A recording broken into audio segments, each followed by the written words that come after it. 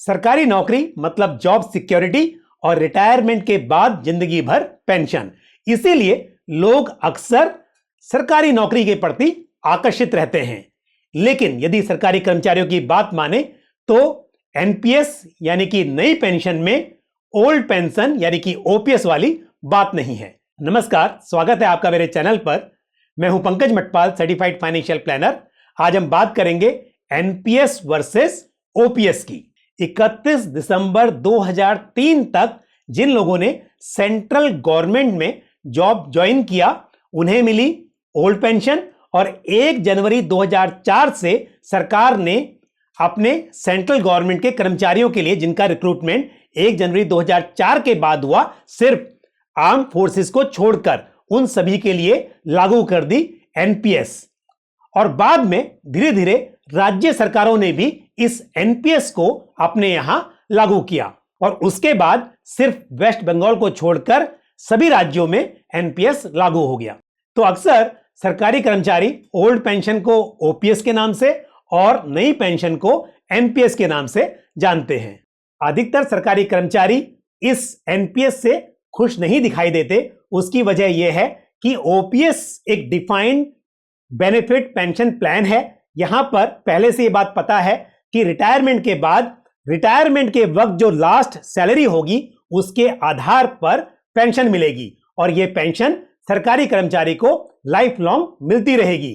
इतना ही नहीं, सरकारी कर्मचारी की डेथ हो जाने के बाद उसके स्पाउस को यानी कि पति या पत्नी को भी फैमिली पेंशन मिलती रहेगी। ओल्ड पेंशन का एक फायदा यह भी है कि रिटायरमेंट के वक्त गवर्नमेंट सर्वेंट अपनी पेंशन का 40% तक कम्यूट कर सकता है, यानी कि उसे पेंशन रिड्यूस रेट पर मिलेगी, लेकिन एक लमसम अमाउंट रिटायरमेंट के वक्त वो गवर्नमेंट सर्वेंट ले सकता है। और ये रिड्यूस्ड पेंशन 15 इयर्स के लिए इफेक्टिव होगी, और उसके बाद ओरिजिनल पेंशन रिस्टोर हो जाएगी। साथ ही गवर्नमेंट सर्वेंट जब अपनी पेंशन को कम्यूट करता है तो वो एक टैक्स एग्जेम्प्ट अमाउंट के रूप में उसके हाथ में आता है। उस पर उस गवर्नमेंट सर्वेंट को कोई टैक्स नहीं चुकाना होता।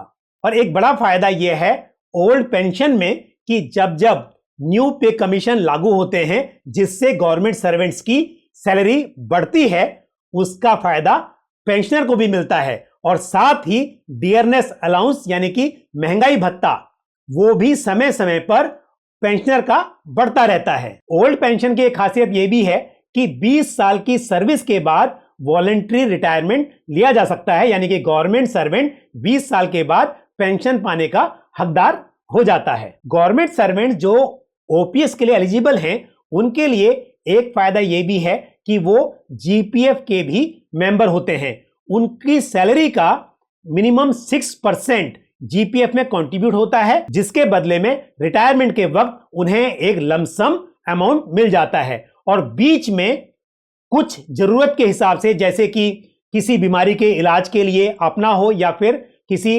डिपेंडेंट फैमिली मेंबर के लिए, या फिर घर खरीदना हो, या खुद की शादी हो, या फिर किसी फैमिली मेंबर की शादी हो, या फिर इस तरह से कोई और दूसरे खर्चे हो, या कोई बड़ा सामान खरीदना हो, कार खरीदनी हो, इन सब के लिए उस जीपीएफ से एडवांस लिया जा सकता है, या फिर अमाउंट विड्रॉ भी किया जा सकता है।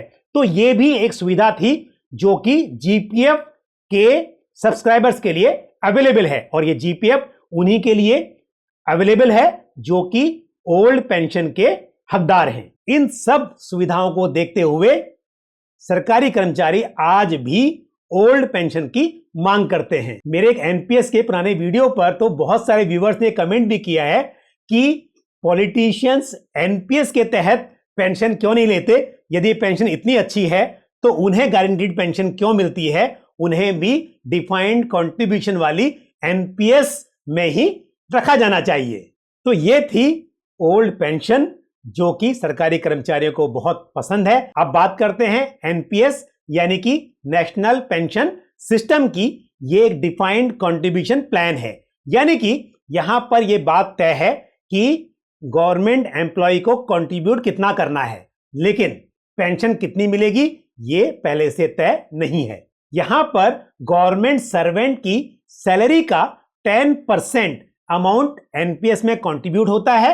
और यदि हम सेंट्रल गवर्नमेंट की बात करें तो 1 अप्रैल 2019 से उस सैलरी का 14% गवर्नमेंट कंट्रीब्यूट करती है। उससे पहले central government 10% of salary contribute कर रही थी। स्टेट गवर्नमेंट की तरफ से कंट्रीब्यूशन 10% था, लेकिन अब कई सरकारें इसे 14% कर रही हैं। ये जो गवर्नमेंट सर्वेंट का कंट्रीब्यूशन है और साथ ही जो गवर्नमेंट का कंट्रीब्यूशन है, ये सब मिलाकर मार्केट में इन्वेस्ट होता है। यानी कि ये पैसे equity, corporate bonds, government securities और ऑल्टरनेटिव इन्वेस्टमेंट्स, इस तरह के एसेट्स में इन्वेस्ट किया जाता है। यदि हम गवर्नमेंट सर्वेंट्स के लिए डिफाइंड फंड मैनेजर्स की बात करें तो SBI pension fund, UTI retirement solution और एलआईसी पेंशन फंड, ये कंपनीज हैं जो इस फंड को मैनेज करती हैं। उसके अलावा बहुत से प्राइवेट फंड मैनेजर्स भी हैं जो कि इस फंड को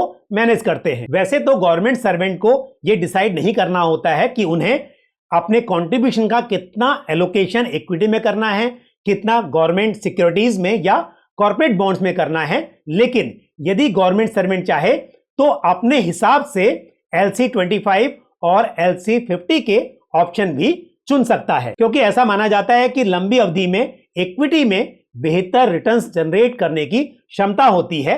तो यदि गवर्नमेंट सर्वेंट चाहे तो LC25, जहां पर इक्विटी कंट्रीब्यूशन 25% तक जा सकता है, और LC50 जहां पर इक्विटी में कंट्रीब्यूशन मैक्सिमम 50% तक हो सकता है, इन ऑप्शंस को भी चुन सकते हैं। अब ये कंट्रीब्यूशन जिस हिसाब से इन्वेस्ट होगा उस तरह से ग्रो होगा, और 60 इयर्स की एज पर जो भी टोटल कॉर्पस यानी कि पूरी राशि जमा होगी, उसमें से 60% गवर्नमेंट सर्वेंट एक लमसम में विड्रॉ कर सकता है, और बाकी का जो 40% है वो गवर्नमेंट सर्वेंट को एनवीटी में कन्वर्ट कराना होगा। और ये एनवीटी यानी कि पेंशन कुछ IRDA अप्रूव्ड इंश्योरेंस कंपनीज जैसे कि LIC of India, ICICI prudential life insurance, HDFC life, इस तरह की लाइफ इंश्योरेंस कंपनीज प्रोवाइड करेंगी। यानी कि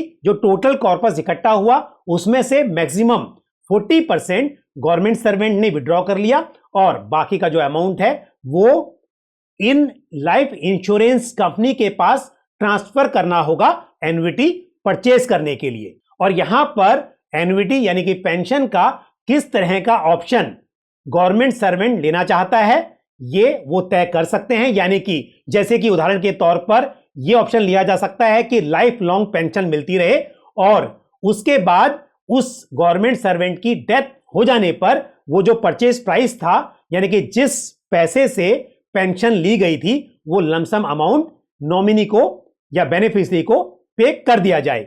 और दूसरा ऑप्शन यह भी हो सकता है कि गवर्नमेंट सर्वेंट को लाइफ लॉन्ग पेंशन मिलती रहे और डेथ हो जाने के बाद सेम पेंशन स्पाउस को मिले, और स्पाउस की डेथ के बाद जो लमसम अमाउंट है वो बेनिफिशियरी को वापस दे दिया जाए। और एक ऑप्शन ऐसा भी हो सकता है कि गवर्नमेंट सर्वेंट को पेंशन मिलती रहे लाइफ लॉन्ग, उसके बाद स्पाउस को पेंशन मिले, और दोनों की डेथ हो जाने के बाद जो लमसम अमाउंट है वो किसी को वापस ना मिले। अब आप ये पूछेंगे कि कोई ये ऑप्शन क्यों ले कि दोनों की डेथ के बाद वो जो लमसम अमाउंट है वो किसी को वापस ना मिले।